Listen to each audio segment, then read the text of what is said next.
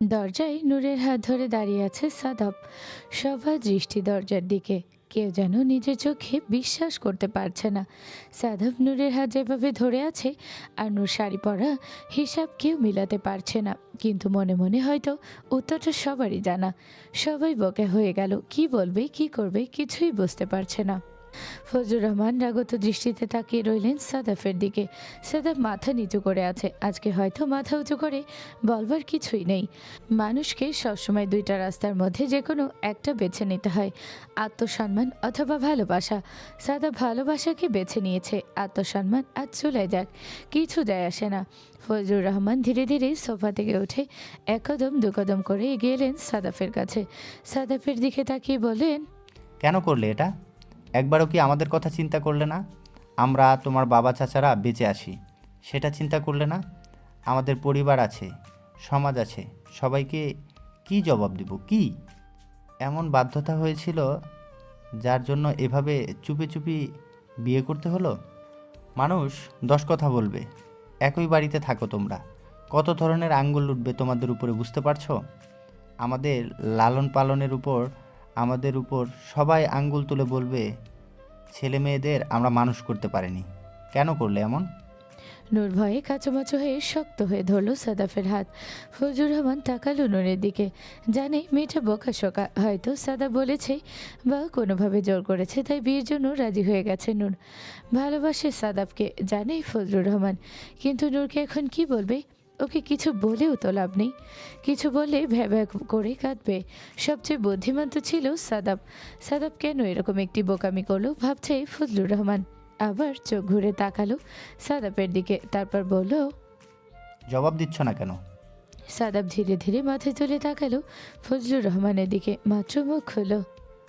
বাবা আমি আর বলে শেষ করতে পারলো না সাদাব। বাম দিক থেকে জোরে একটি থাপ্পড়ে ঠাস শব্দ শুনতে পেল সবাই। সাদাব অবাক হয়ে গালে হাত দিয়ে ঘাড় ঘুরিয়ে তাকালো বাম দিকে। আর কেউ না, থাপ্পড়টা মেরেছে হুমায়ুন রহমান। আকাশ থেকে পড়ল সাদাব, নিজের চোখে বিশ্বাস করতে পারছে না। হুমায়ুন রহমান সাদাবের বাবা মেরেছে সাদাবকে। মা বা ছোট বাবা মারলেও বুঝতে পারত। নরিন আফরোজ সামিহা বেগমের কলিজাটা কেঁপে উঠল থাপ্পড়ের শব্দে। সাথে সাথে চোখ বন্ধ করে ফেলল। নূর সাথে সাথে ভয়ে জোরে কান্না করে দিল। আরও শক্ত করে পেঁচিয়ে ধরল সাদাফের হাত। নূর ঠক ঠক করে কাঁপছে। সাদাফ বুঝতে পারছে নূর ভয় পেয়েছে, তাই নূরের হাত শক্ত করে ধরে বাবার দিকে তাকিয়ে বলল, আমি জানি আমি অন্যায় করেছি, কিন্তু যা বলার যা করার একা আমার সাথে কথা বলো। এখানে নূর আছে, ও ভয় পাচ্ছে। হুমায়ুন রহমানের যেন টনক নড়ল। আসলেই নূর ভয়ে কাঁপছে আর কান্না করছে। নূর এমনিও একটু নরম মনের, এসব কিছু সহ্য করতে পারে না। তার উপর সাদাফের সাথে বিয়ে হয়েছে, সেই সাদাফকে এখন বাবার হাতে মার খেতে দেখছে। নিশ্চয়ই ভয় কেঁপে উঠছে মেয়েটি। হুমায়ুন রহমান নওরিন আফরোজের দিকে তাকিয়ে বলল, তোমরা ওইখানেই দাঁড়িয়ে আছো কেন মূর্খের মতো? নূরকে ভিতরে নিয়ে যাও, দেখতে পাচ্ছ না মেয়েটি কান্না করছে? নওরিন আফরোজ এগিয়ে এসে নূরের হাত ধরলে নূর সাদাফের হাত শক্ত করে চেপে ধরে রইল। নূরের বারবার কেন যেন মনে হচ্ছে এখন ছেড়ে দিলে সাদাফ কোথাও চলে যাবে, দেখতে পারবে না নূর সাদাফকে। তাই কোনোভাবেই সাদাফের হাত ছাড়ছে না নূর। রিমা এগিয়ে আসলো, এসে কানে কানে বলল, ছেড়ে দে নূর, ভিতরে চল, ভাইয়া বাবাদের সাথে কথা বলবে, চল। সাদাফও নূরকে বোঝাচ্ছে, বলছে, নূর ভেতরে যা, হাত ছাড়, আমি কথা বলছি এখানে। নূর কোনো কথা বলছেও না, শুনছেও না। চোখ দিয়ে শুধু পানি পড়ছে আর শক্ত করে হাত ধরে রেখেছে সাদাফের। নূরের কোমল মন বলছে, এখন এখান থেকে গেলে খারাপ কিছু একটা হয়ে যাবে। তাই নূর সাদাফকে ছাড়তে চাইছিল না। নূর জানে নূর এখন এখান থেকে চলে গেলে বড় বাবা হয়তো সাদাফকে আবার মারবে। তাই বড় বাবার দিকে তাকিয়ে নূর বলল, সাদা ভাইকে মেরো না বাবা, প্লিজ। সাদা ভাইয়ের কোনো দোষ নেই, প্লিজ সাদা ভাইকে আর মেরো না। বলেই কান্না করে দিল নূর। হুমায়ুন রহমানের মনটা যেন গলে গেল নূরের কান্না দেখে। নূরের মাথায় হাত রেখে বলল, ঠিক আছে, মারবো না মা, প্লিজ। তুমি উপরে যাও, এখানে বড়রা কথা বলছি, কিছু হবে না, যাও। নূর মাথা নাড়িয়ে না বোঝালে ফজলুর রহমান জোরে একটি ধমক লাগিয়ে দিলেন নূরকে। বললেন, এক্ষুনি উপরে যাও বলছি, না হলে খুব খারাপ হয়ে যাবে নূর। সাথে সাথে ভয় পেয়ে গেল নূর। বুকটা ধক করে উঠল, কেঁপে উঠল ছোট্ট দেহটি। সাথে সাথে নূর মাথা নিচু করে ফেলল। সাদা ফজলুর রহমানের দিকে তাকালেন, তাকিয়ে মাথা নিচু করে নূরের দিকে ঝুঁকে বলল, নূর উপরে যা, কিচ্ছু হবে না, আমি প্রমিস করছি। যা, আমার কথা বিশ্বাস করিস না? কিচ্ছু হবে না, সত্যি করে বলছি। তুই উপরে যা, একটু পর তুই আমাকে দেখতে পাবি। নূর খামচে ধরে আছে সাদাফের হাত। সাদাব বুঝতে পারছে নূর ভীষণ ভয় পাচ্ছে। সাদাব কোথাও চলে যাবে সেই ভয় পাচ্ছে, তাই ছাড়তে চাচ্ছে না। সাদাব নূরের কানের কাছে ঝুঁকে আবার বলল, প্রমিস করেছিলি মনে নেই? আমার কথা শুনবি, নিজের খেয়াল রাখবি। উপরে যা, উপরে গিয়ে শাড়ি চেঞ্জ কর, ফ্রেশ হ। এখানে আমি কথা বলছি, প্লিজ সোনা পাখি, যা উপরে। নূর এবার সাদাফের কথা মানল। সাদাফের দিকে ঘাড় ঘুরিয়ে একবার তাকালো সাদাফের চোখের দিকে। সাদাফ চোখ দিয়ে ইশারা করলো উপরে যাওয়ার জন্য।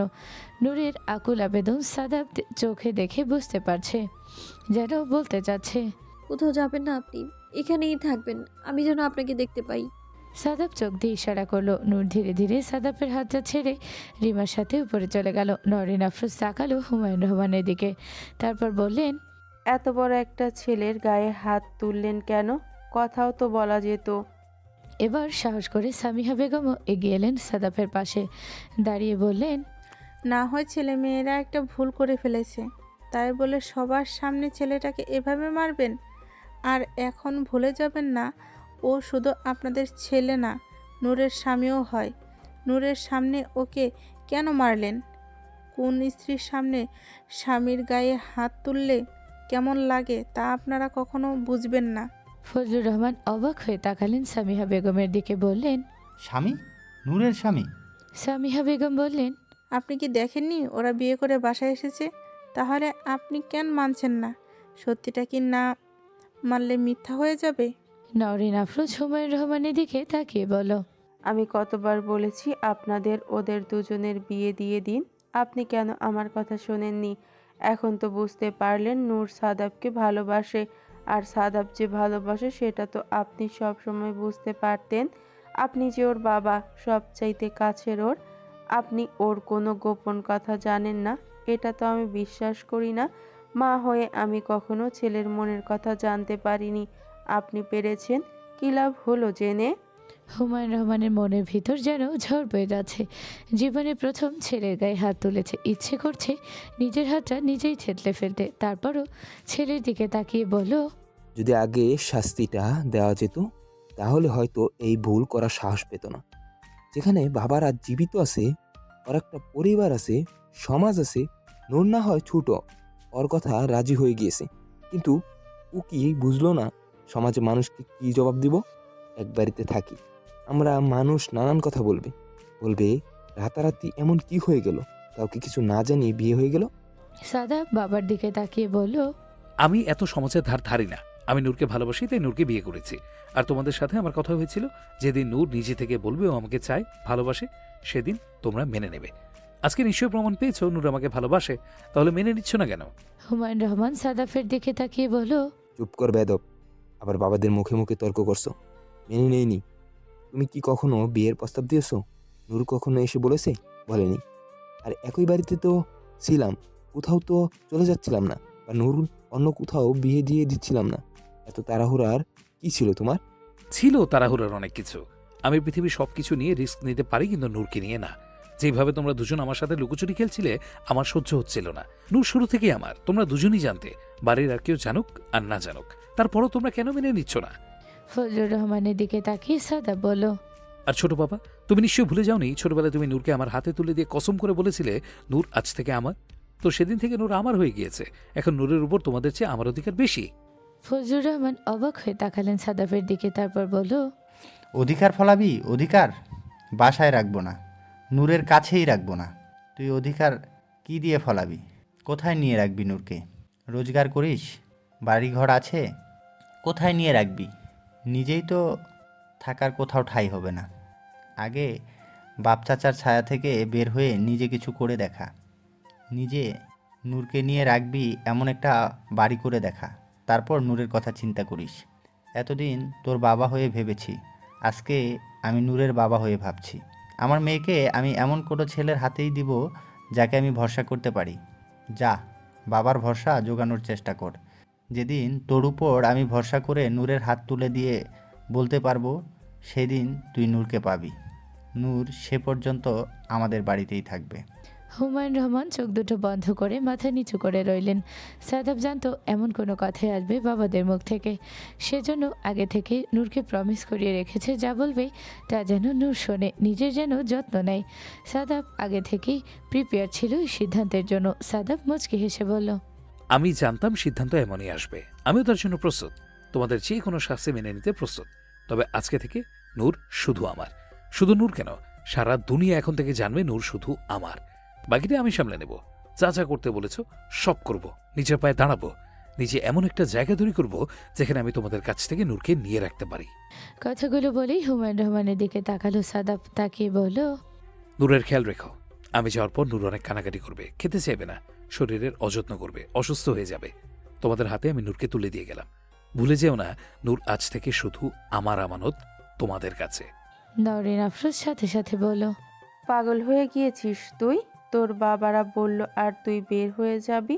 তোর অধিকার নেই বাড়িতে, আমাদের অধিকার নেই। তুই এখানে থাকবি, কোথাও যাবি না। সামিহা সাথে সাথে ফজলুর রহমানের দিকে তাকিয়ে বললেন, কি বলছেন আপনি? পাগল হয়ে গেছেন? কোথায় যাবে আমাদের ছেলে? ফজলুর রহমানের বুকটা যেন ফেটে যাচ্ছিল, দুমড়ে মুচড়ে শেষ হয়ে যাচ্ছিলেন। তবুও মুখে কাঠিন্যতা বজায় রেখে বললেন, ওকে যেতে দাও। ও অনেক বড় হয়েছে, ওটা ওকে বুঝতে দাও। ওর যেহেতু বাপ চাচার প্রয়োজন নেই, ওকে ওর সিদ্ধান্ত নিজেকে নিতে দাও। ওকে প্রমাণ করে দিতে দাও আমার মেয়ের দায়িত্ব নেওয়ার মতো উপযুক্ত হয়েছে কিনা। যেদিন আমার বিশ্বাস হবে হ্যাঁ উপযুক্ত হয়েছে, সেদিন আমি নিজেই আমার মেয়েকে ওর হাতে তুলে দিব। এর আগে যেন আমার মেয়ের কাছে না আসে। সাদা পিছনে তাকিয়ে বলল, নূরকে পাওয়ার জন্য আমার কাউকে কিচ্ছু প্রমাণ করার প্রয়োজন নেই। আমি নূরকে পেয়ে গেছি। বাকি রইল নূরের ভবিষ্যতের কথা। সেটা চিন্তা করে নূরকে আমি একটা সুন্দর জীবন দিতে পারবো কিনা সেটা আমি অবশ্যই প্রমাণ করে দেখাবো। বলি উপরের দিকে তাকালো সাদাব। সাইমন সাদাবের হাত ধরে বলল, ভাইয়া, পাগলামি করো না, কিছুক্ষণ পর সব ঠিক হয়ে যাবে। পাগলামি করে বাইরে বের হয়ে যেও না প্লিজ। সাদাব সাইমনের হাতে হাত রেখে বলল, নূরকে রেখে গেলাম, দেখে রাখিস। সব সময় ওর মন ভালো রাখার চেষ্টা করিস। জানিও তোর ছোট বোন, তারপরে ওকে একটু সময় দিস। সামিহা বেগমের দিকে তাকিয়ে সাদাব বলল, নূরের সাথে কোনো জোরাজুরি করো না ছোট আম্মু। তবে ওর খাওয়ার দিকে নজর রেখো। ও নিজের যত্ন নেবে না, ও যেন নিজের যত্ন নেয়। ওকে ভালো রাখার চেষ্টা করো। বলি আরেকবার উপরের দিকে তাকালো। সাদাবের খুব ইচ্ছা হচ্ছিল যাওয়ার আগে নূরের সাথে একবার কথা বলে যেতে, কিন্তু এই মুহূর্তে নূরকে দেখলে আর সাদাফের যাওয়া হবে না, সম্ভব হবে না নূরকে রেখে পিছনে এখান থেকে চলে যাওয়া। তাই সাদাব আর কারোর সাথে কথা না বলে চুপচাপ বাড়ি থেকে বের হয়ে গেল। বের হয়ে যাওয়ার সময় মনে মনে ভাবলো, আমাকে ক্ষমা করে দিস নূর, আজ চলে যাচ্ছি, কিন্তু যেদিন আসবো তোর জন্য এক আকাশ ভরা সুখ আমি 2 হাতের মুঠোয় করে নিয়ে আসবো। অপেক্ষা করিস আমার জন্য।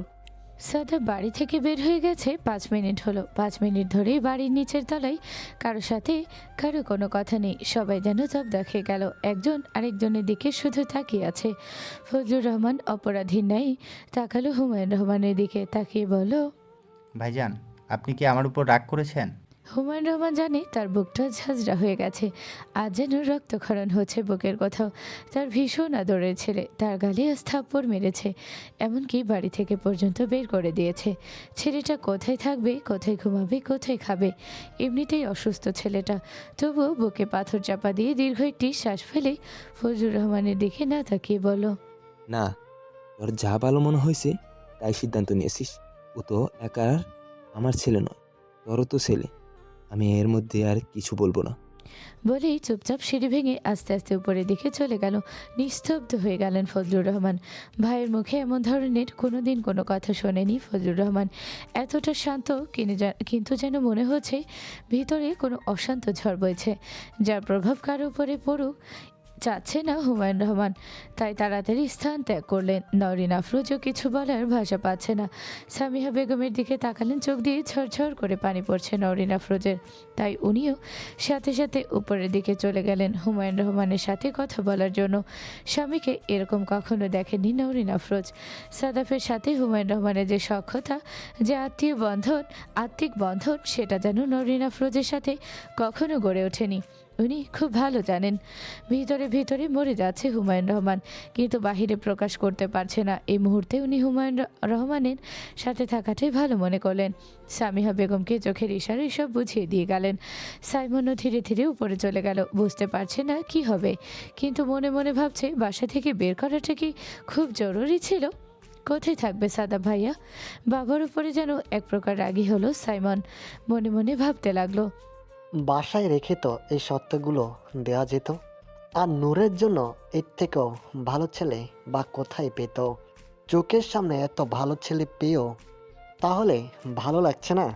তাহলে দূরে কোথাও দিলে ভালো লাগতো বাবার? ছোট্ট মনি এই ধরনের প্রশ্ন আসছে সাইমনের মাথায়। সামিহা বেগম বারবার থেকে চিন্তা করছে, নূর এখন কি করবে? নূর যদি কোনো পাগলামি করে, কি করে সামলাবে নূরকে? পুরো বাড়িতে একমাত্র সাদাফকে যে ভয় পেত আর সাদাফের কথাই শুনতো, এখন তো সেই সাদাফ নেই। তাহলে নূর কার কথা শুনবে, কার কথা মানবে? এক পা দুপা করে এগিয়ে এলেন ফজলুর রহমানের কাছে, এসে বললেন, খুব কি জরুরি ছিল ছেলেটাকে বাসা থেকে বের করার? এই শর্তগুলো তো বাসায় দিয়েও রাখতে পারতেন। আপনি তো শুরু থেকে জানতেন সাদাফ নূরকে ভালোবাসে, তাহলে কেন আপনি আজ এরকম কঠোর একটি সিদ্ধান্ত নিলেন? কোথায় থাকবে ছেলেটা? কখনো ভেবে দেখেছেন ভাইয়ের কি হবে? ভাবি কি চিন্তা করছে? আর যদি ভাইজান অসুস্থ হয়ে যায়, ভাবির কিছু হয়ে যায়, আপনি কি নিজেকে ক্ষমা করতে পারবেন? আর নূর, নূর যখন জানতে পারবে সাদাফকে বাড়ি থেকে বের করে দেওয়া হয়েছে, কি করে সামলাবেন আপনার আদরের মেয়েকে? ভেবেছেন আপনি? ভাবুন, আপনি একা একা এখানে দাঁড়িয়ে ভাবুন। বলেই সাথে সাথে চলে গেল সামিহা বেগম নিজের রুমের দিকে। এদিকে নূরের কেমন যেন লাগছে বারবার, থেকে থেকে বারবার রুম থেকে নিচে যাওয়ার চিন্তা করছিল, কিন্তু রিমা নিচের দিকে যেতে দিচ্ছে না। হঠাৎ রুমের বাইরে বড় মাকে দেখে বড় মার সাথে কথা বলার জন্য রুম থেকে বের হলো নূর। নূর ডাকলো, বড় মা সাদাব ভাই কোথায়? নরিন আফরোজ কি বলবে বুঝতে পারলো না। সত্যি বলবে না, আজ এত বড় ধাক্কা নূর সামলে নিতে পারবে না, তাই বলল, সাদাব বাইরে গেছে, আসবে সোনা। মা আমার, পাগলামি করিস না। নূর বলল, সত্যি করে বলো তো মা, সাদাব ভাইয়া বাসায় নেই না? এতগুলো মানুষ মিলে সাদাব ভাইকে রাখতে পারলে না? নরিন আফরোজ অবাক হয়ে গেলেন ছোট নূরের কথা শুনে। কবুল বলার সাথে সাথে বুঝি মেয়েদের এমন পরিবর্তন হয়? কতটা পাগল হয়ে গেছে নূর সাদাফের জন্য। নূরের মন ঠিকই গাইছে, সাদা বাড়িতে নেই। নরিন আফরোজ নূরের মাথায় হাত রেখে বলল, পারিনি, তুই ওর স্ত্রী, এখন এসব তোর দায়িত্ব। আর শোন, তুই এখন ওর স্ত্রী, চাচাতো বোন না, তাই ভাই ডাকা বন্ধ কর। আগে সাদাফের স্ত্রীর পরিচয় দিয়ে নিজেকে, তারপরে স্বামীর খোঁজ নিস। নূর কাঁদো কাঁদো হয়ে জানতে চাইল। কোথায় গেছেন উনি? নরিন আফরোজ বলল, কাল ফোন কিনে দিব, আজ মায়েরটা দিয়ে স্বামীর খোঁজ নে কোথায় গেছে। এটা তো তোর অধিকার ও কর্তব্য। শুধু তিন কবুল বললেই স্ত্রী হওয়া যায় না, স্ত্রী হতে হলে অনেক কিছু করতে হয়। এখন থেকে একটু একটু করে শিখবি। নূর চোখের পানি মুছে সাথে সাথে নিজের রুমে ছুট লাগালো। রুমে ঢুকেই রিমার দিকে তাকালো। রিমা বুঝতে পারলো, কারণ সব কথাই শুনেছে রিমা। রিমা তাই রুম থেকে বের হয়ে গেল সাথে সাথে। নূর দরজা লাগিয়ে দিয়ে ফোনটা হাতে নিয়ে ফোন দিল সাদাবকে। সাদাব জানতো কিছুক্ষণের মধ্যে ফোন দিবে, পাগলামি করবে নূর। সাদাব সাথে সাথে ফোন রিসিভ করলো। বেশি দূর এখনও যায়নি, বাড়ির কাছে কোনো একটা পার্কে বেঞ্চিতে বসেছিল সাদাব। নূরের সাথে কথা হলে তারপর যাবে যেখানে যাওয়ার। সাদাব ফোন ধরে হ্যালো বলার আগে নূর সাথে সাথে জিজ্ঞেস করলো, কোথায় আপনি? আমাকে না বলে গিয়েছেন কেন? আপনি না কথা দিয়েছিলেন আমার সাথে উপরে এসে দেখা করবেন, তাহলে দেখা কেন করলেন না? কথা রাখলেন না কেন আপনি? আপনি কেন আমায় ছেড়ে চলে গেলেন? সাদাফের দুঃখের মধ্যেও বড় হাসি পেল। সাদাফের মনে হলো এই বুঝি হয় বউ, বউ টাইপস মেয়ে। বিয়ে হতে না হতেই কি সুন্দর কর্তৃত্ব করা শুরু করে দিয়েছে সাদাফের উপর। তবে সাদাফের খুব ভালো লাগছে, এটাই তো চেয়েছিল সাদাফ। নূর সারাক্ষণ ওকে নিয়ে ভাবুক, ওকে নিয়ে ব্যস্ত থাকুক। সাদাফ এ ব্যাপারে যে বড্ড স্বার্থপর। নূরের খেয়ালে বা চিন্তায় অন্য কিছু না থাকুক, এটাই চেয়েছে সবসময় সাদাফ। আর আজ তাই হচ্ছে। 5 মিনিটও হয়নি বাসা থেকে বের হয়েছে সাদাব। নূর ওর জন্য চিন্তা করছে, ঠিক যেমন একজন স্ত্রী তার স্বামীর জন্য চিন্তা করে, ঠিক যেমন কি ও তো আজকে থেকে সাদাবের স্ত্রী। সাদাব দীর্ঘ একটি শ্বাস ফেলেই মনে মনে চিন্তা করলো নূরকে ঠান্ডা করতে হবে, তাই বলল, কি হয়েছে? এখনই খুব বউ বউ ভাব ধরছিস? বিয়ে হতে না হতে বউ হয়ে গিয়েছিস? এত প্রশ্ন কেউ একসাথে করে? নূর বলল, কোথায় গিয়েছেন আপনি? আপনার তো আমার সাথে দেখা করার কথা ছিল, উত্তর দিন আমায়। আর বউ বউ ভাব ধরার কি আছে? আপনি তো আমাকে বিয়ে করেছেন, আজ থেকে তো আমি আপনার বউই। সাদাব বলল, ও তাই তো, ভুলে গিয়েছে আজকে তো আমাদের বিয়ে হয়েছে। তুই তো আমার বউ। আচ্ছা শোন, আজকে কিন্তু আমাদের বাসরাত, মনে আছে তোর? নূর এবার অবাক হয়ে গেল, এত সিরিয়াস কথার মধ্যে সাদা ভাই বাসরাতের কথা বলছে। নূর বলল, মানে কি বলছেন আপনি? তুই কি এত ছোট নূর যে আজ বিয়ে হয়েছে, আজ আমাদের বাসরাত, এটাও জানিস না? আচ্ছা শোন, বাসর কি বুঝিস? বলল সাদাব। নূর রাগ করে বলল, না, বুঝি না। সাদাব বলল, আচ্ছা ঠিক আছে, মনোযোগ দিয়ে শোন, বাসর কি তোকে আমি বুঝিয়ে দিচ্ছি। নূর বলল, না, লাগবে না আমার বাসর কি বোঝার। আপনি বাসায় কখন আসবেন? সাদাব মুচকি হাসলো। নূরের ওর উপরে অধিকার খাটানো খুব ভালো লাগছে। পার্কের বেঞ্চিতে বসে মাথাটা এলিয়ে দিয়ে চোখ বন্ধ করে বলল, যেদিন বাসায় আসবো সেদিন আমাদের বাসর হবে নূর। মনে আছে তো, তোকে বলেছিলাম তুই অফ হোয়াইট কালারের একটা রয়্যাল শাড়ি পরবি, খোবায় দিবি কাঠগোলাপ, গলায় পরবি বেলি ফুলের মালা। তোর সর্বাঙ্গ থেকে আমি বেলি ফুলের সুঘ্রাণ নেব। নূর সাথে সাথেই লজ্জায় চোখ বন্ধ করে ফেলল। জোরে জোরে নিঃশ্বাস নিতে লাগলো নূর। ফোনের মধ্যেই শুধু এতটুকুই বলল, প্লিজ থামুন। নওরিন আফরোজ চেয়ারে বসে আছে। বিছানায় হাত পা মেলে শুয়ে আছে হুমায়ুন রহমান, কপালে একটি হাত। নওরিন আফরোজ বুঝতে পারছে তার স্বামীর বুকে ঝড় বয়ে যাচ্ছে। ছেলেটা বাড়িতে নেই, কেউকে কিচ্ছু বলতে পারছে না। সমস্ত ঝড় একা নিজের বুকে নিয়ে চুপচাপ শান্ত হয়ে শুয়ে আছে। নওরিন আফরোজ উঠে গিয়ে স্বামীর শীতানির পাশে বসলেন। বসে একটি হাত রাখলেন কপালে। দেখলেন কপালটা ভীষণ গরম। এই কিছুক্ষণের মধ্যে কি ওনার জ্বর এসে গেছে? মনে মনে ভাবলেন নওরিন আফরোজ। হাত সরালেন মাথা থেকে। হুমায়ুন রহমান চোখ দুটো লাল হয়ে আছে। হুমায়ুন রহমান স্ত্রীর দিকে তাকিয়ে বললেন, তুমি কি আমাকে দোষী মনে করছো নরিন? আমি যে অপারক। নওরিন আফরোজ কি বলবেন স্বামীকে? এমনিতেই মাথায় হাত দিয়ে দেখলো মোটামুটি ভালোই জ্বর চলে এসেছে, হয়তো কিছুক্ষণের মধ্যে শরীর কাঁপিয়ে জ্বর আসবে। তাই বললেন, না, আপনাকে আমি দোষারোপ করছি না, যা হওয়ার হয়ে গেছে।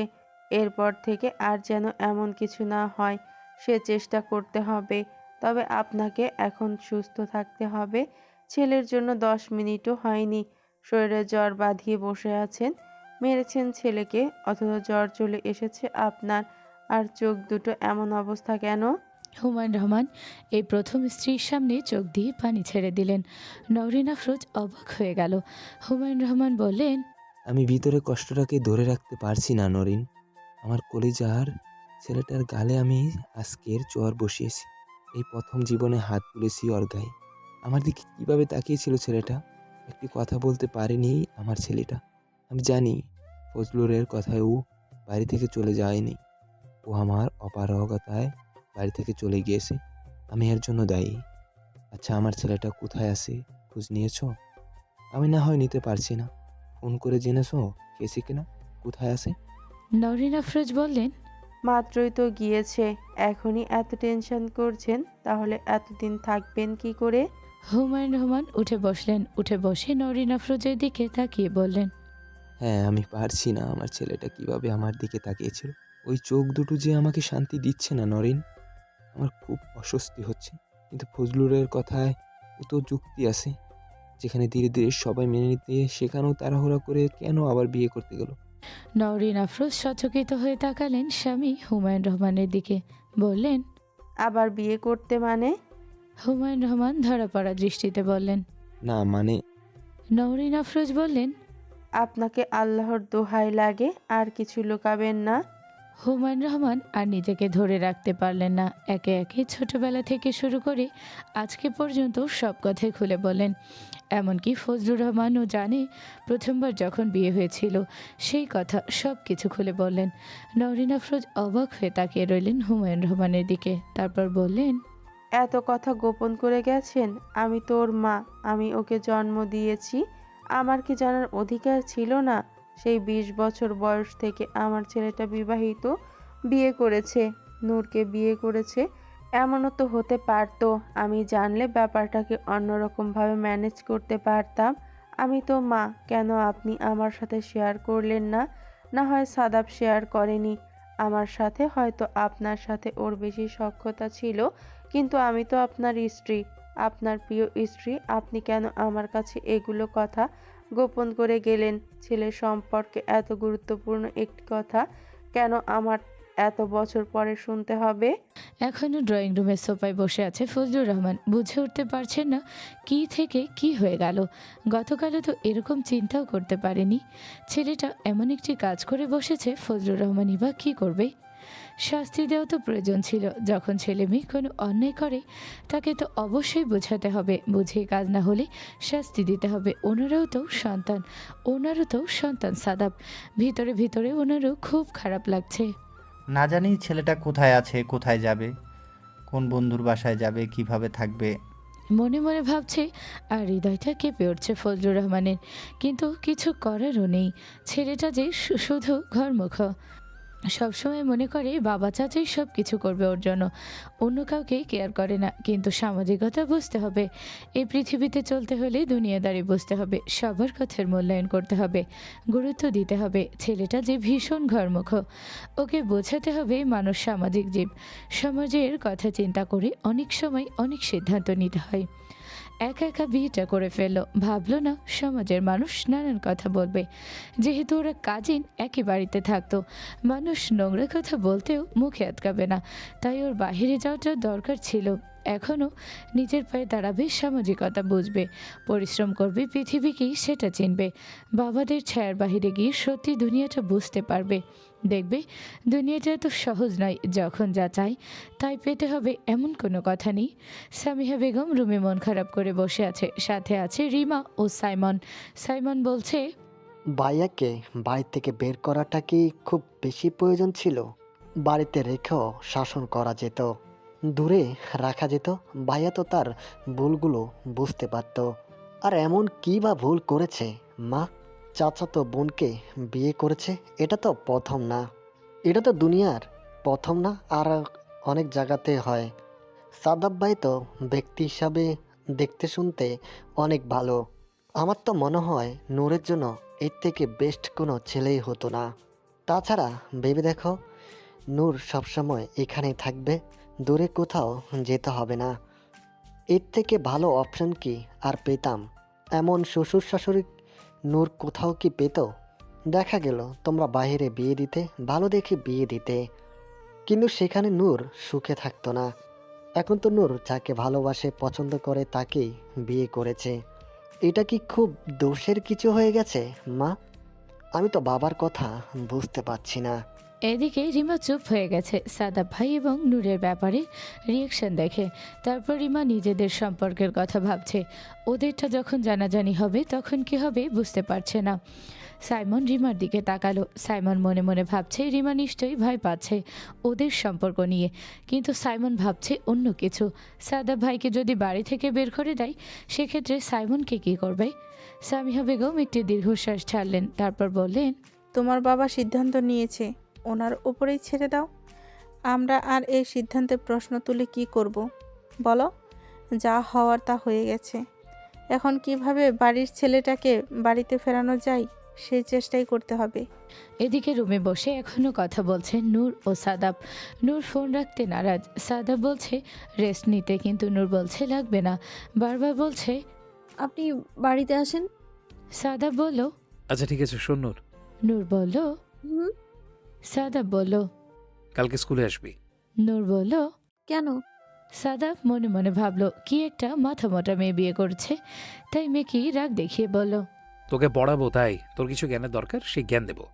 নূর বলল। কিসের জ্ঞান? আপনি কি স্কুলে চাকরি নিয়েছেন যে আমাকে পড়াবেন? সাদাব বলল। তোকে পড়ানোর জন্য আমার স্কুলে চাকরি নিতে হবে? ভুলে যাস না তোকে বিয়ে করেছি, স্বামী হই তোর, যখন তখন পড়াতেই পারি। মিসেস সাদাফ দেখতে চাই, বিয়ের পর তো চেহারা কেমন লাগে তাই দেখবো।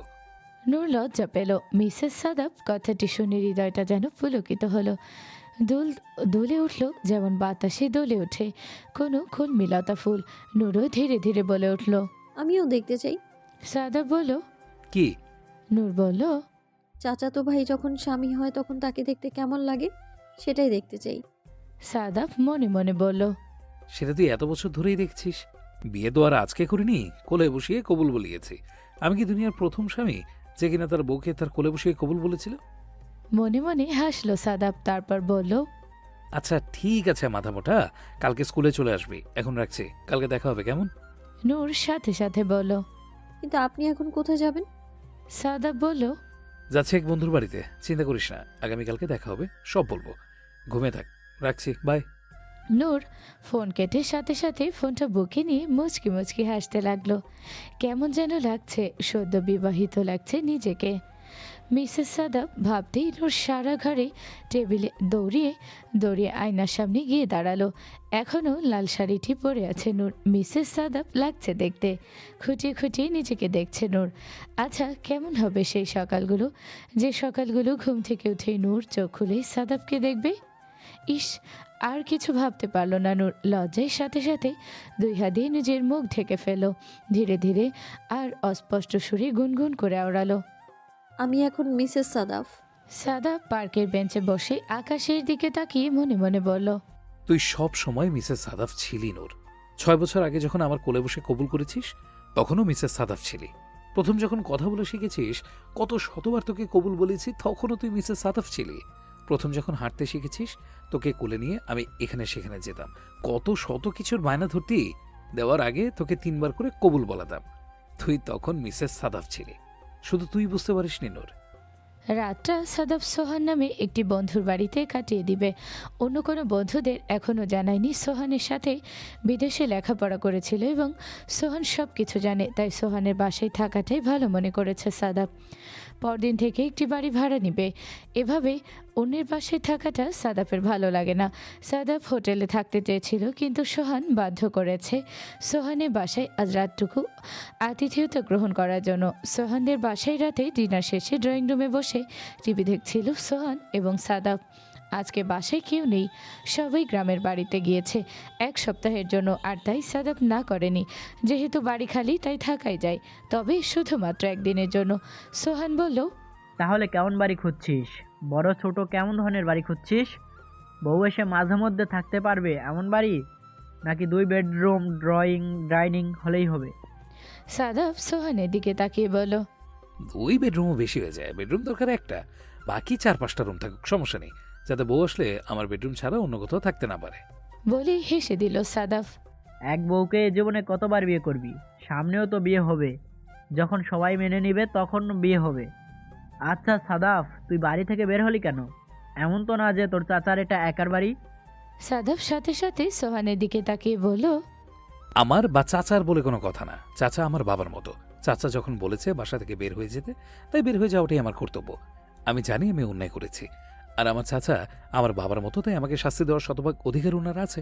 সব সময় সব কিছুতে সাইমনের আগে আমাকে প্রাধান্য দিয়েছে আমার ছোট বাবা, তাই উনি আমাকে অধিকার নিয়ে একটা কথা বলেছে, সেখানে যদি আমি বেয়াদবি করি তাহলে তো আমি ওনার ছেলে হওয়ার যোগ্য না। সোহান মুচকি হেসে বলল, বাবার খুব বাধ্য ছেলে দেখছি, তাহলে একা বিয়েটা করলি কেন? ওনার অমতে ওনার জন্য অপেক্ষা করতি, একদিন না একদিন তো মেনেই নিত। নূরের হাত তোর হাতে দিত, সেটা তুইও ভালো করেই জানিস। হ্যাঁ জানি দিত, কিন্তু আমার এটা সহ্য হচ্ছিল না নূর। কেন জানবে না আমি ওর স্বামী? ও সজ্ঞানে হোক বা অবচেতন মনেই হোক, ও সব সময় জানবে আমি ওর স্বামী। বাকি যার যা শাস্তি দেওয়ার আমাকে দিতে পারে, পুরো দুনিয়ার সাথে আমি বোঝাপড়া করে নেব, কিন্তু নূর এখন থেকে আমাকে নিজের স্বামী মানবে। পরদিন সকালের দিকে ধানমন্ডি এরিয়ার মধ্যে একটি সুন্দর বাসা দেখে ফেলল সাদাব এবং অটবি থেকে কিছু সিম্পল ফার্নিচার এনে লোকজন দিয়ে সাজিয়ে ফেল। বেলা দুপুর 2টার কাছাকাছি বাসায় মোটামুটি সব বন্ধুরা, সাবা, সোহান আরও 2-1 বন্ধু বান্ধবী এসে গেছে, গোছগাছ করে দিচ্ছে। সাদাব সবার কাছ থেকে বিদায় নিয়ে তৈরি হয়ে নিল, বলল, তোরা সবাই বাসা গুছিয়ে রাখ, আমি একটু নূরের স্কুলে যাব, কাজ আছে, আর আসার সময় তোদের সবার জন্য বিরিয়ানি নিয়ে আসবো, খাওয়া দাওয়া করে তারপর যাবি। অনেকক্ষণ ধরেই স্কুলের গেটে অপেক্ষা করছে সাদাব। নূরকে জানিয়ে দিয়েছিল স্কুলে আসতে, আজ স্কুল থেকে পিক করবে নূরকে। যেহেতু সাদাব অফিস যাচ্ছে না, তাই ছোট বাবা এবং বাবার সন্ধ্যা পর্যন্ত অফিসে থাকতে হবে, আর বাসায় অন্য কারো সমস্যা নেই। মাকে ফোন করে জানিয়ে দিয়েছে সাদাব নূরকে নিয়ে একটু বাহিরে বের হবে। নওরিন আফরোজ এবং সামিহা বেগম জানে, তাই বাসা তারা মেনটেন করতে পারবে। দূর থেকে সাদাব দেখতে পেল দুই পাশে দুই বেনি ঝুলিয়ে হেলে দুলে হেঁটে আসছে নূর, হাতে একটি পাইপ আইসক্রিম। সাদাব মনে মনে হাসলো। বিয়ে হয়ে গেছে, গতকাল মেয়েটা আজকে রাস্তায় পাইপ আইসক্রিম খেতে খেতে আসছে। অবশ্য গরম পড়েছে অনেক, এজন্যই হয়তো ঠান্ডা আইসক্রিম খেতে খেতে আসছে। নূর গেট পার করেই দেখতে পেল সাদাব গাড়ি নিয়ে দাঁড়িয়ে আছে। নূর দ্রুত পায়ে হেঁটে এসে গাড়ির কাছে দাঁড়িয়ে বলল, আপনি কখন এসেছেন? অনেকক্ষণ ধরে অপেক্ষা করছেন আমার জন্য।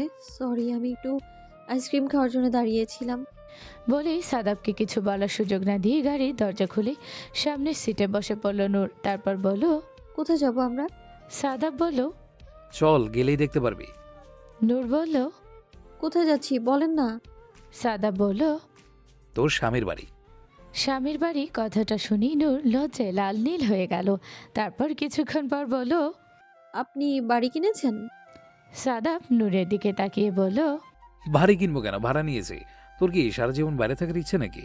তোর বাবা যদি জানতো তোর মতো মেয়ে সারা জীবন স্বামী নিয়ে বাইরে থাকতে চায় আলাদা, তাহলে আমাকে বের না করে তোকে বাড়ি থেকে বের করে দিত।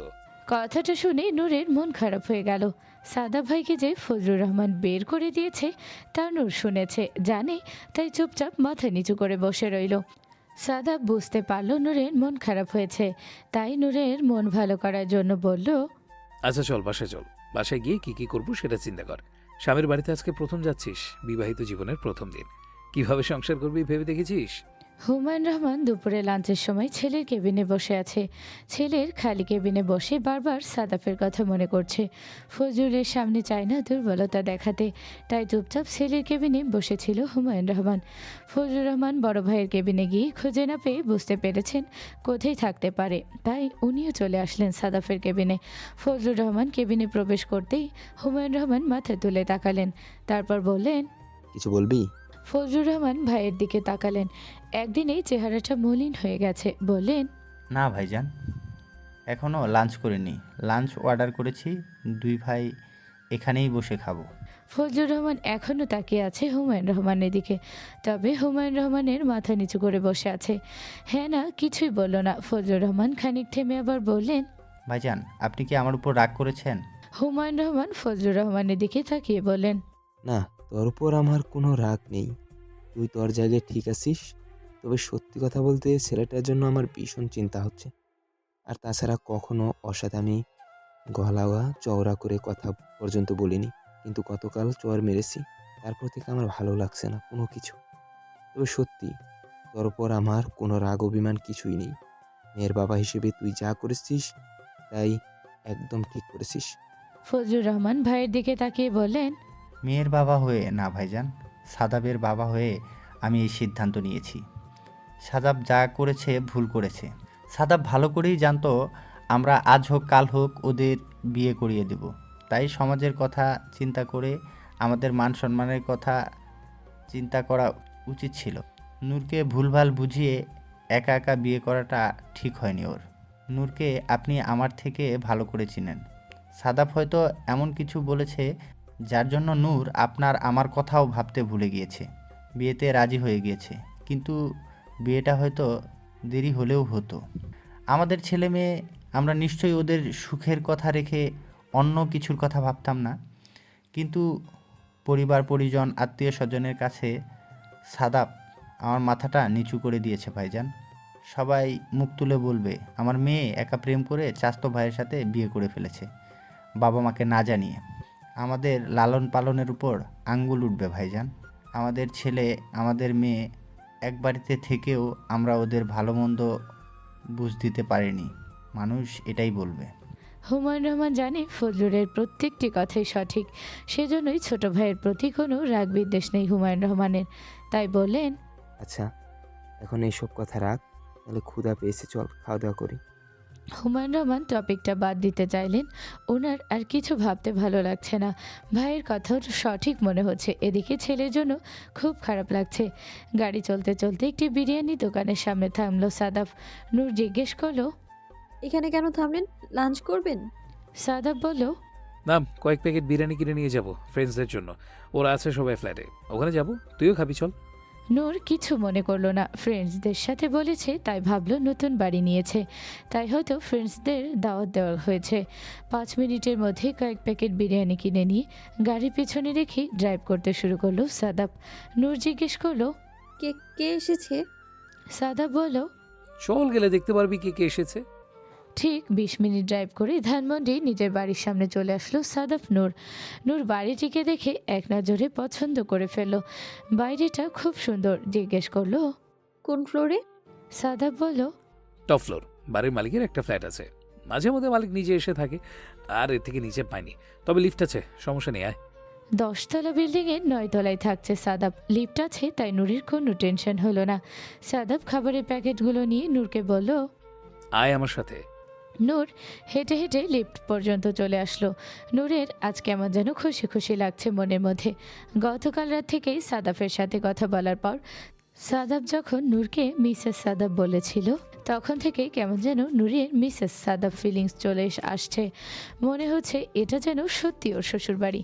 আজ প্রথম শ্বশুরবাড়িতে আসলো। নূরের মুচকি মুচকি হাসি দেখে সাদাব বলল, কি হলো, হাসছিস কেন এভাবে একা একা? নূর বলল, না কিছু না। সাদাব ভালো করে লক্ষ্য করলো নূরকে। 2 পাশে 2 বেনি করা স্কুল ড্রেস পরা। কি বলবে এই ছোট মেয়েটা ওর বউ?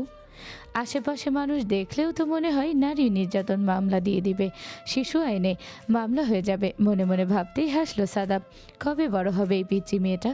বয়সে পিচ্চি ঠিক আছে, মোটামুটি সাইজেও পিচ্চি, চিকন চাকন শুকনা ছোটোখাটো একটা মেয়ে। দেখে মনে হয় না যে 17 রানিং। যে কেউ দেখলে বলবে সর্বোচ্চ 15 বছর চলছে। নূর লিফটের চারিদিকে এদিক ওদিক তাকানো শেষে হঠাৎ সাদাফের দিকে তাকিয়ে বলল, কি দেখছেন আমাকে এমন করে? সাদাব মুচকি হেসে উত্তর দিল, না কিছু না, কিছু দেখছে না। কি করে সাদাব বলবে? নূরের সব কিছুই দেখছিল। সাদাব নূরের শরীর থেকে শুরু করে ওর আচার আচরণ সব কিছু দেখছিল। এটা বলে এখন লজ্জা পাবে মেয়েটা, তাই সাদাব চুপ করে রইল। লিফট 8 তলায় এসে থামতেই লিফট থেকে ওরা নেমে গেল। সামনে গিয়ে 4টা ফ্ল্যাট দেখতে পেল নূর। সাদাব ডান দিকে দ্বিতীয়টিতে কলিং বেল টিপল। সাথে সাথে সে দরজা খুলল সাবা। নূরের চক্ষু চড়ক গাছ হয়ে গেল। সাবা কেন ভিতর থেকে দরজা খুলবে? কেন যেন নূরের নারী সত্তা এটা মেনে নিতে পারছে না। সাবা আপু নূরের আগে এই বাসায় আসলো। এই বাসায় তো নূরের আগে আসার কথা ছিল। সাবা আপু কেন এসে ঘর গোছাবে? সাবা আপু কেন সাদাব ভাইয়ের বেডরুম গোছাবে? এটা মোটেও মেনে নিতে পারছে না নূর। নূর চুপচাপ নিচের দিকে তাকিয়ে রইল। সাবা বুঝতে পারলো নূরের মানসিক অবস্থা। যেহেতু সাবাও একটি মেয়ে, তাই সাদাবকে বলল, ভিতরে আয়। সাদাব নূরের হাত ধরে চুপচাপ ভিতরে প্রবেশ করলো। নূর আর এদিক ওদিক তাকিয়ে ফ্ল্যাটে কোনো কিছুই দেখছে না। আশেপাশে কয়েকজন বন্ধু আছে তাও খেয়াল করলো না। সোহান এসে নূরের সামনে দাঁড়িয়ে বলল, হাই নূর, আমি সোহান। সাদাফের সাথে আমেরিকা ছিলাম। নূর উপরের দিকে তাকিয়ে সোহানকে হাই বলে সোহান নূরের দিকে তাকালো। নূরকে কেমন যেন অন্যমনস্ক মনে হলো সোহানের কাছে। সোহান সাদাফের দিকে তাকিয়ে ইশারা করে জিজ্ঞেস করলো, কি হয়েছে? সাদাফ নূরের দিকে খেয়াল করলো। আসলে নূরের মনটা কেমন যেন অন্যমনস্ক লাগছে। কি হতে পারে? একটু আগেও তো সব ঠিক ছিল। হঠাৎ করে খেয়াল আসলো ও কি সাবাকে দেখে কোনোভাবে মাইন্ড করছে বা মন খারাপ করেছে। সাদাব মনে মনে ভাবলো আর লুকোচুরি নয়, আজ সত্যি কথা সব বলে দিবে। তাই সাবার হাতে বিরিয়ানি প্যাকেটগুলো দিয়ে নূরকে নিয়ে চলে গেল রুম দেখানোর জন্য। আসলে কথা বলতে যাচ্ছে, তাই সবার সামনে থেকে নূরকে ভিতরে নিয়ে চলে গেল। রুমের ভেতর যেই রুমের দরজা চাপিয়ে সাদাব নূরের দিকে তাকিয়ে বলল, কি হয়েছে, মন খারাপ? কিছু হয়েছে আমাকে বল। নূরের ভীষণ রাগ উঠেছে, তাই আজ আর নিজেকে কন্ট্রোল না করে সাদাফের দিকে তাকিয়ে বলে ফেলল, সাবা আপু এখানে কেন? আমার আগে এই বাসায় কি করে? নূরের প্রশ্নে সাদাব অবাক হয়ে গেল। নূর প্রশ্ন করছে? সাদাব বলল, নতুন বাড়ি গুছিয়ে দেওয়ার জন্য এসেছে। সব ফ্রেন্ডসরা যেমন এসেছে ও সেভাবে এসেছে, কিন্তু তোর কি হয়েছে, তুই এমন করছিস কেন? নূর বলল, ঘর গোছানোর জন্য মানুষ প্রয়োজন হলে আমায় বলতে পারতেন, রিমাপুকে বলতে পারতেন, সাইমন ভাইয়াও তো ছিল, আমরা করে নিতে পারতাম। সাবা আপুকে কেন আসতে হবে? সাদাব বুঝতে পারছে কোথাও কিছু একটা ভুল অবশ্যই হয়েছে সাদাফের। সাদাফ নূরের দিকে তাকিয়ে বলল, আমার দিকে তাকা নূর, আমি আসলে এত কিছু ভেবে ওদেরকে বলিনি। ওরা সবাই আমার ফ্রেন্ডস, তাই ওদেরকে বলেছিলাম ঘর গুছিয়ে দিতে। তোকে সারপ্রাইজ দিতে চেয়েছিলাম সবকিছু গোছানোর পর। নূর সাদাফের দিকে তাকিয়ে বলল, এটাও কি সারপ্রাইজ হতো না? আপনি আমাকে গোছানোর জন্য ডাকতেন, আমার স্বামীর ঘর আমি গুছিয়ে দিতাম। নূরের মুখ থেকে স্বামী কথাটি শুনে সাদাব অবাক হয়ে গেল। আসলে এই কথাটি তো মাথায় আসেনি সাদাবের। নূরের সংসার নূরকে দিয়ে তো গোছানো যেত, কিন্তু সাদাব তো সবসময় নূরকে ছোট মনে করে ভেবেছে কিছু করতে পারবে না। আর বন্ধুরা যেহেতু যেচে বলেছে আমরা গুছিয়ে দিব, তাই সাদাব না করেনি। সাদাব বুঝতে পারছে না এখন নূরকে কি বলবে। নূরের কথার যুক্তি আছে, এদিক দিয়ে ভেবে দেখেনি সাদাব। যেহেতু সাদাব বলেছিল সাবা ওকে পছন্দ করে, বিয়ে করতে চাই, স্বাভাবিক নূরের জেলাস ফিল হবেই। বাড়িতে ঢুকে যদি সাবাকে গেট খুলতে দেখে স্বাভাবিক রিয়েক্ট করবে। নূরের জায়গায় সাদাব থাকলে ভয়ঙ্কর কিছু করে ফেলতো। নওরিন আফরোজ এবং সামিহা বেগম ছেলে মেয়েদের খাইয়ে রান্নাঘরে দুজন কাজ করছে। নওরিন আফরোজের মনটা ভীষণ খারাপ। সামিহা বেগম দেখলেন, খেয়াল করলেন, এসে কাছে সে কাঁধে হাত রেখে বলেন, ভাবি, মন খারাপ করো না। দেখো, আল্লাহ চাইলে সব ঠিক হয়ে যাবে। ছেলে মেয়েগুলোকে আল্লাহ এক করে দিয়েছে। ভুল করুক আর সঠিক করুক, আমরা তো এটাই চেয়েছিলাম। অ্যাটলিস্ট তুমি আর আমি তো চেয়েছিলাম কিভাবে ছেলে মেয়ের সংসারটাকে ভালো করা যায়, এখন সেটা ভাবতে হবে। মন খারাপ করে বসে থাকার সময় না ভাবি। নওরিন আফরোজ বললেন, না রে, ছেলেটার জন্য আসলে খারাপ লাগছে। সেই 6 বছর তো বাহিরে থেকে এলো, আর কয়টা দিনই বা হয়েছে এসেছে বল, এখন আবার বাহিরে চলে গেল। তবে ফজলুরকে আমি দোষ দেই না, ছেলেটা না বলে বিয়ে করে ভুল করেছে। ফজলুরের কথায়ও যুক্তি আছে, নূরের 18 বছর হয়নি, আর তাছাড়া একই বাড়িতে থাকে। একা একা বিয়ে করা মানে বাপ চাচা কাউকে সম্মান না দিয়ে নিশ্চয়ই কোনো ঘটনা ঘটিয়েছে, যার জন্য একা একা বিয়ে হয়ে গেছে। মানুষ আত্মীয় স্বজনরা কানাঘুষা করবে, অথচ আমরা যদি অনুষ্ঠান করে বিয়ে করাতাম তাহলে কেউই 10 কথা বলতে পারতো না। মেয়ের বাবা তো বুঝতে পারি, মেয়ের সম্মানের কথা চিন্তা করেই উনি এই সিদ্ধান্ত নিয়েছেন। আমি তো ভাবছি তোর ভাইয়ের কথা, গতকাল রাতে তো প্রায় অনেক জ্বর এসেছিল। সারা রাত একটু সেবা যত্ন করার পর ঘুমানোর পর ঠিক হয়েছে। তুই তো জানিস সারা বাড়ির মধ্যে ছেলেটার সবচাইতে বেশি সখ্যতা ওনার সাথে। এমন কোনো কথা নাই যে বাবার সাথে শেয়ার করে না। সেই ছেলের গায়ে হাত তুলেছে, উনি সহ্য করতে পারছেন না। যে ছেলের সাথে রাগ করে কথা বলতে পারে না সেই ছেলের গায়ে হাত তুলেছে, তা মানতে পারছে না। নওরিন আফরোজ একটু দীর্ঘশ্বাস ফেলে বলল, আচ্ছা, নূরের কি অবস্থা? ও কি একটু নর্মাল হয়েছে? স্কুল থেকে তো শুনলাম সাদাব বাইরে নিয়ে যাবে। এ কথা যেন আবার কেউ না জানে। টেনশন থেকে বের হয়ে ছেলে মেয়ে দুইটা একটু ঘোরাঘুরি করুক, জীবনটা এনজয় করুক। টেনশন করার জন্য আমরা আছি, কি বলিস? সামিহা বেগম বললেন, তার বলতে টেনশন দেওয়ার জন্যই তো মেয়েটা। তবে আমার এখন টেনশন শেষ ভাবি। কি বলবো, আমি যে কি খুশি মেয়েটা আমার এখন চোখের সামনে থাকবে। আর 10টা ভুল করলেও, আমি 10টা কথা বললেও তোমরা একটা কথা বলবে না, সেটা আমি জানি। যে যাই বলুক, আমি কিন্তু ভীষণ খুশি সাদাফকে মেয়ের জামাই হিসাবে পেয়ে। আমি তো ওকে আগে থেকে জামাই হিসাবে মেনে নিয়েছিলাম, উনিও কয়দিন পর মেনে যাবে। উনি সাদাফকে অনেক ভালোবাসে, শুধু একটু রাগ করেছে, রাগ কন্ট্রোল করতে পারেনি। দেখবে সুরসুর করে নিজে সবার আগে গিয়ে সাদাফকে নিয়ে আসবে। এদিকে ছাদে বসে কথা বলছে রিমা ও সাইমন। হঠাৎ রিমা বলল, আচ্ছা, সাদাব ভাইয়া এখন কি করছে, কেমন আছে? নূর আছে সাথে, তাই না? কি ভীষণ মজা, বিয়ের পর প্রথম দিন বাইরে ঘুরতে গিয়েছে। সাইমন বলল, নূর তো এই প্রথম বিয়ের পরে সাদাব ভাইয়ের সাথে একা কোথাও গেল। তোর তো আমাকে শুক্রিয়া আদায় করার দরকার, উঠতে বসতে ধন্যবাদ দেওয়া দরকার। তোকে আমি কতগুলো টাকা খরচ করে ঘুরিয়ে আনলাম। রিমা বলল, কতগুলো টাকা মানে? মাত্র 4-5 হাজার, আর তার মধ্যে আমার আর আমার ভাইয়ের টাকা সব। সাইমন বলল, এই তো শুরু হয়ে গেল খোটা। ভাইয়া টাকাটা আমাকে দিয়েছে, তার মানে আমার ছিল, তোর পিছনে খরচ করার জন্য দেয়নি। এই জন্যই বলে মেয়েদের পিছনে 2 হাত ভরে খরচ করলেও লাভ নেই। এরা নিমু খারাম জাতি। আর মাত্র 4-5 হাজার টাকা? তোর কিপটা বাপারা তো আমাকে মাসে 4-5 হাজার টাকা দেয় না, হাত পাততে হয় তোর ভাইয়ের কাছে। আর এখন লজ্জার কথা কি বলবো, তোর বায়ের তো সম্বন্ধী হয়ে গেলাম, আমি এখন কিভাবে হাত পাতবো? বলা যাবে ভাইয়া আমাকে 3,000 4,000 টাকা দেন, ছোট বোনের জামাই বলে কথা। রিমা সাইমনের দিকে তাকিয়ে দীর্ঘশ্বাস ছাড়ল। না, এই বলদের কিছু হবে না। অনেকক্ষণ রিমাকে চুপচাপ থাকতে দেখে সাইমন বলল, কি হয়েছে, কি নিয়ে টেনশন করছিস? রিমা বলল, আচ্ছা, আমাদের কি ব্রেকআপ করে ফেলা উচিত? দেখো না, ভাইয়াকে তোমার আব্বু বের করে দিল, তোমাকেও তাহলে আমার আব্বু বের করে দিবে। দুজনেই যদি বাড়ির বাইরে থাকো, তাহলে আমরা কি করব? সাইমন রিমার দিকে তাকিয়ে বলল, কি আর করবি, ডিস্কো ডান্স করবি? আসলে মুরব্বীরা যা বলে তা ঠিক বলে, ছেলেদের অধপতনের পিছনে মেয়েদের হাত থাকে। আর আমাদের দুই ভাইয়ের তো শুধু হাত না, হাত পা, শরীর, মাথা সবই আছে। সাদাব নূরের দিকে তাকিয়ে আছে এক দৃষ্টিতে, তারপর নীরবতা ভেঙে বলল, আই এম সরি নূর, কথাটা বোঝার চেষ্টা কর। আমি এত কিছু বুঝিনি, ভেবেছিলাম তোকে সারপ্রাইজ দেব। নূরের চোখ ছলছল করছে, যে কোনো মুহূর্তে পানি ঝরে পড়বে। হঠাৎ এমন সময় দরজা নক করলো সাবা। নূর তাকালো দরজার দিকে, তাকিয়ে দেখলো সাবা আপু। সাথে সাথেই নূরের চোখে পানি আড়াল করার চেষ্টা করলো, মাথা নিচু করে ফেললো। সাদাফের দিকে তাকিয়ে সাবা বলল, সাদাব, তুই বাইরে যা, আমি একটু নূরের সাথে কথা বলবো।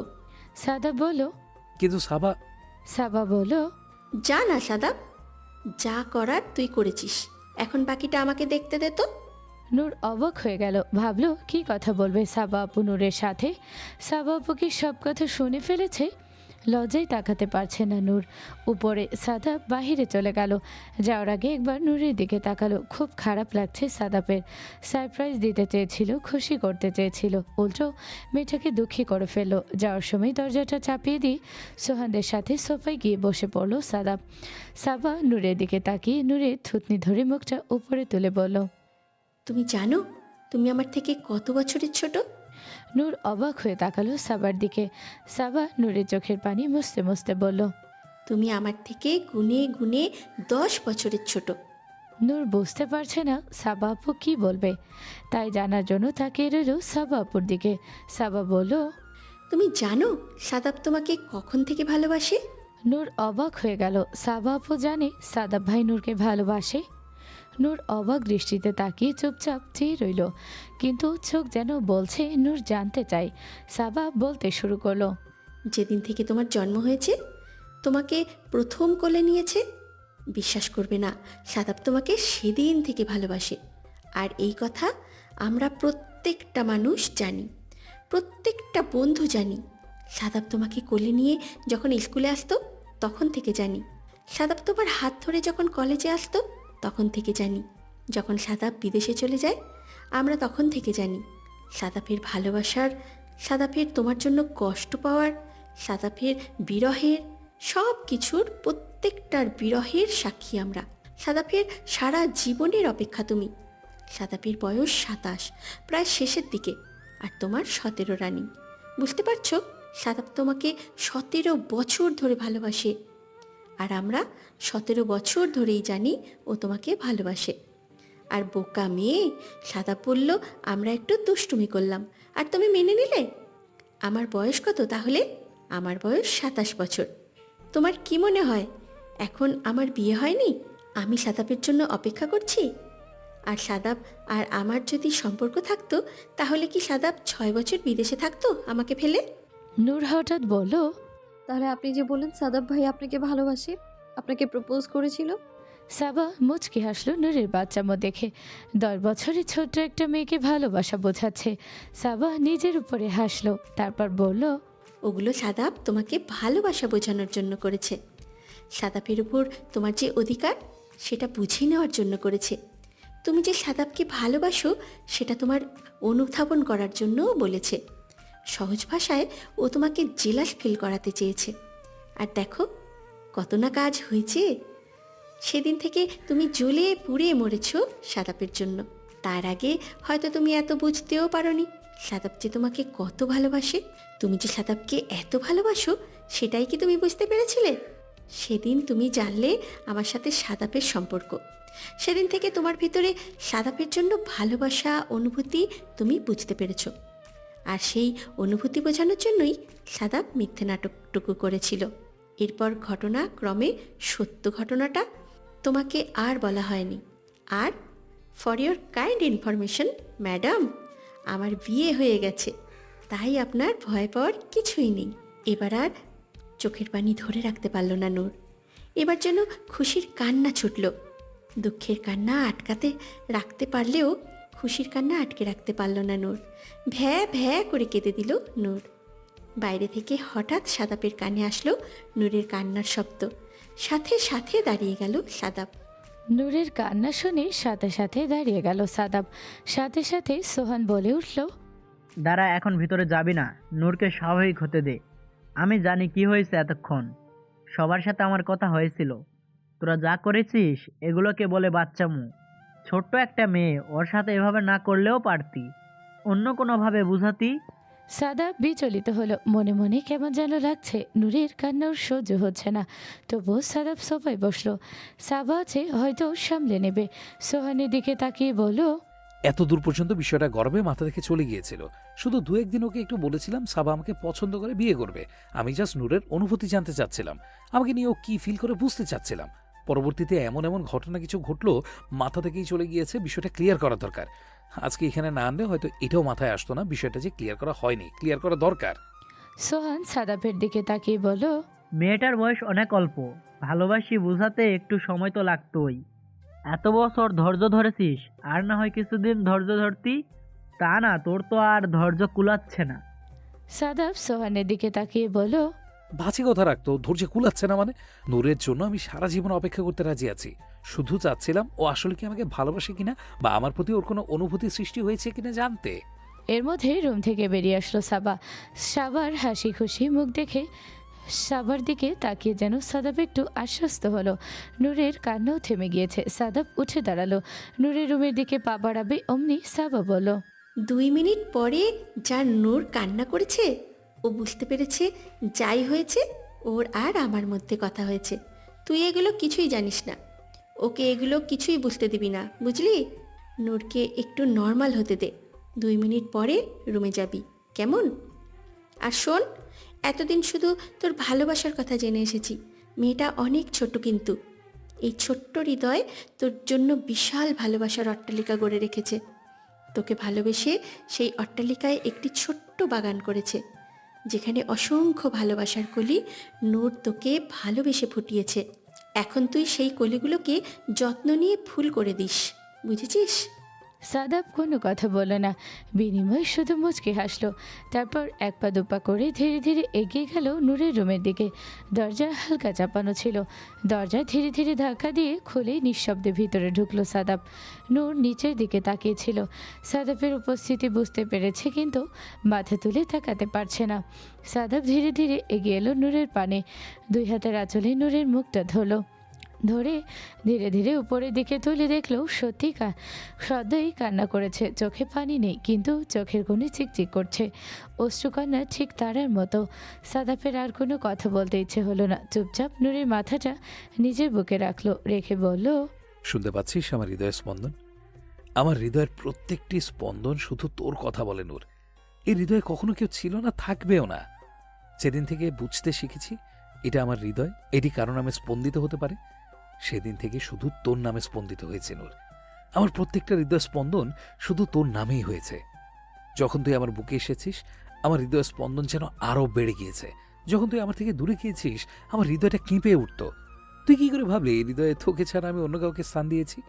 যেদিন তুই পৃথিবীতে ভূমিষ্ঠ হলি, প্রথম আমার হাতে আমি তোকে নিলাম, সেদিন থেকে আমার হৃদয়, আমার জীবন, আমার সব কিছু আমি তোর নামে দিয়ে দিয়েছিলাম নূর। নূর আর কোনো কথা বলতে পারছে না। সাদাপের বুকে কান পেতে শুধু সাদাপের হৃদয়ের স্পন্দন অনুভব করছে, আর সাদাপের কথাগুলো শুনছে। নিঃশব্দে নূরের চোখ দিয়ে গাল বেয়ে বেয়ে পানি পড়ছে টুপ টুপ করে। সাদাপ এক হাত দিয়ে নূরের গালে পানিগুলো মুছে দিয়ে নূরের মাথাটা তুলে নূরের দিকে তাকালো। তাকিয়ে 2 চোখের পাতায় 2টো চুমু এঁকে বলল, আর কাঁদিস না, আর কত কাঁদবি? মানুষ দেখলে কি বলবে বল? তোকে আমি নিয়ে আসলাম তোকে একটু খুশি করার জন্য। এখানে এসে তোকে 1 সমুদ্র কষ্ট দিয়ে দিলাম। এবারের মতো না হয় তোর স্বামীকে ক্ষমা করে দে। মনে করে এটাই তোর স্বামীর প্রথম এবং শেষ ভুল। এরপর আর কোনো ভুল করব না। নূর কথাটি শুনেই সাথে সাথে সাদাবকে 2 হাত দিয়ে জড়িয়ে ধরল। সাদাবের মরুভূমির মতো শুষ্ক হৃদয় যেন এক পশলা বৃষ্টির মতো ঝরে শীতল করে দিল। সাদাব নূরের মাথায় হাত বুলিয়ে দিতে লাগলো। বাহিরে সাবা, সোহান, রানী সবাই মিলে খাবারের প্যাকেটগুলো খুলে খাবারের আয়োজন করলো। সোহান বলল, তাড়াতাড়ি খাবার আয়োজন কর। সাদাব তো বউ নিয়ে ব্যস্ত, আমাদের যে ক্ষুধা লাগছে, এদিকে দিনভর কাজ করলাম, এদিকে তোর বন্ধুর কোনো খেয়াল নেই। চুপ কর তো, মেয়েটা কান্না করছে, একটু সময় তো লাগবেই। আর আমরা আছি না, আমরা রেডি করে দিচ্ছি, ওরা বের হলেই সাথে সাথে খেতে পারবে। বলল সাবা। সোহান সাবার দিকে তাকিয়ে বলল, তা তোর বিবাহিত জীবনের কি খবর? তোর স্বামী কি দেশে আসছে নাকি এখনো বিদেশে পড়ে আছে? সাবা বলল, এই তো আর কিছুদিন, হয়তো মাসখানেক লাগবে, তারপরে চলে আসবে। তাছাড়া মায়ের শরীরটা ভালো ছিল না, সব কিছু মিলিয়ে খুব ব্যস্ত সময় পার করছিলাম। এই 2-1 দিন ধরে একটু সাদাপের সাথে আবার যোগাযোগ হলো, এখন একটু ভালো লাগছে বাইরে বের হতে পেরে, তোদের সাথে দেখা করতে পেরে। ঠিক এমন সময় নূরের হাত ধরে রুম থেকে বের হলো সাদাব। নূরের কেমন যেন একটু লজ্জা লজ্জা লাগছে। প্রথম যখন আসলো তখন তো মন খারাপ ছিল, এসব কিছু বুঝতে পারেনি, কিন্তু এতক্ষণ দুইজন এক রুমে ছিল, তাই এখন খুব লজ্জা লাগছে। কি ভাবে এসব ভেবে রানীর সাথে সাথে বলে উঠল, আসেন ভাবি সাহেব, আপনার জন্যই অপেক্ষা করছি। শালার কি দিন আসলো, হাঁটুর বয়সী এক মেয়েকে এখন ভাবি সাহেব বলে ডাকতে হবে। সব আমাদের সাদাফের কৃপায়। নূর সাথে সাথে তাকালো সাদাফের দিকে। তার মানে কি সবাই জানে নূরের সাথে সাদাফের বিয়ে হয়ে গিয়েছে? সোহান বুঝতে পারল নূরের মনের কথা, বলল, হ্যাঁ হ্যাঁ ভাবি, আমরা সবাই জানি আপনাদের যে গতকাল বিয়ে হয়েছে। আর আপনার বাবা মানে আমাদের সাদাফের শ্বশুরমশাই ওকে যে ঘাড় ধরে বাড়ি থেকে বের করে দিয়েছে, তার জন্যই তো এই বিশাল আয়োজন। এখন আসুন, আপনার সিট গ্রহণ করুন। আমাদের অনেক ক্ষুধা পেয়েছে। দেবরগুলোর দিকে একটু নজর তুলে তাকান। ক্ষুধার্ত দেবরগুলো সারাদিন কাজ করেছে।